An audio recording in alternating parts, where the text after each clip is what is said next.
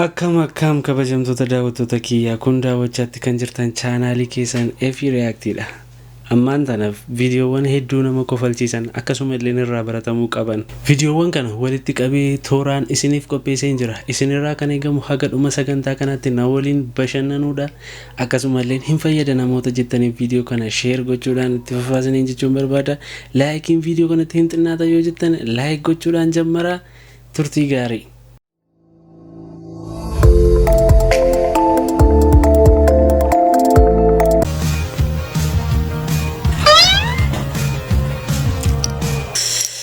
Hinolle makiinaan konkolaataan kun waanuma irraa haftee miti.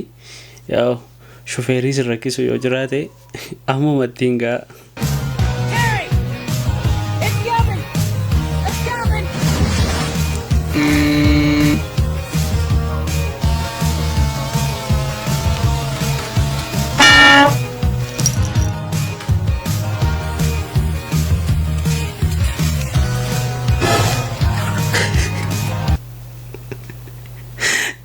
Mucayyoon lafni dhugaa kan kolfaataan akka ajaa'ibaatti.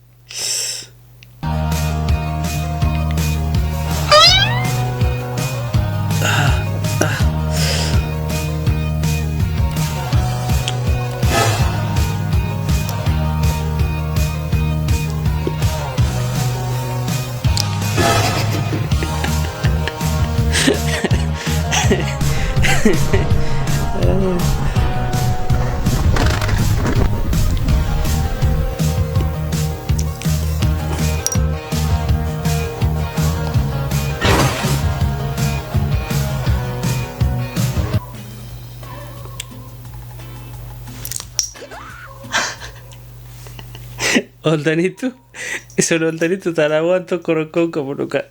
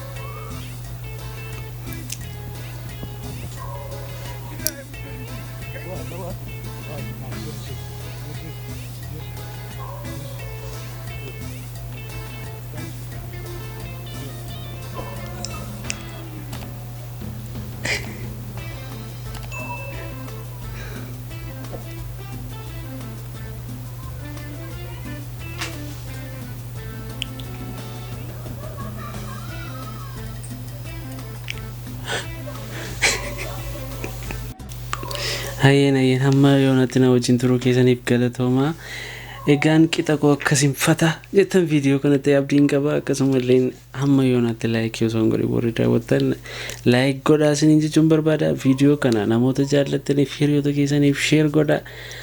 Aara kan taatan illee chaanaalii kana sabskiraayib godhaa isiniin jechuun barbaada. Torban qophii biraan haga walitti deebinutti nagaan naaf tura. Yeroo gaarii.